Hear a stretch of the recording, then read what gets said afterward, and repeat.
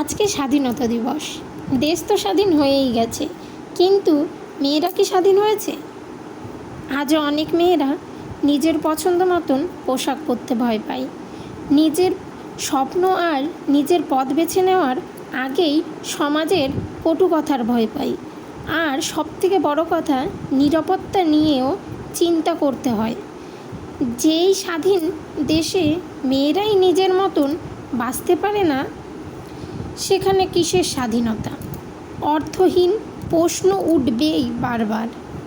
শুধু তিরঙ্গা হাতে স্বাধীনতা উদযাপন করলেই হয় না। প্রতিটা মেয়ের নিরাপত্তা ও সম্মান আর নিজের সিদ্ধান্ত নেওয়ার অধিকার হবে।